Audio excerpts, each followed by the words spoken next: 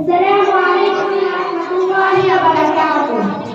नहमदुहू व नसल्ली अला रसूलिहिल करीम, अम्मा बाद। खुशबुओं पर मौजगी रवानी रहेगी, खुशबुओं पर मौजगी रवानी रहेगी, जिंदगी में कोई न कोई कहानी रहेगी। हम भी बस इनमें चार चांद लगा देंगे, हम भी बस इनमें चार चांद लगा देंगे, अगर आप लोग की तालियों की मेहरबानी रहेगी।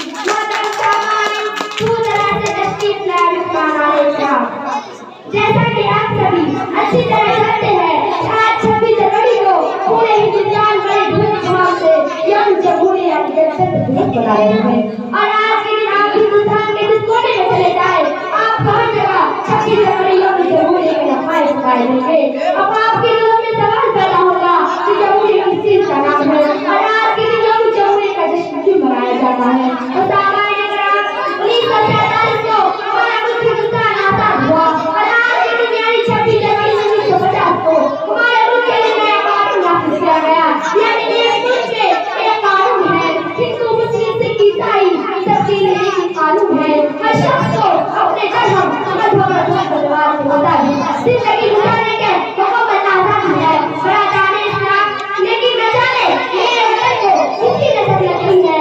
पूरे मुल्क में नफरत की धूम फैल रही है। ये जश्न की बहार ऐसे ही नहीं आई।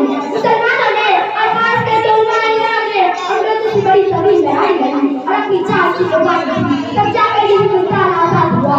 लेकिन कुछ लोगों को हमारी कुर्बानी नजर नहीं आई और हमेशा नफरत की बात करते हैं, अपनी रात मुसलमानों के साथ जूझ करते हैं।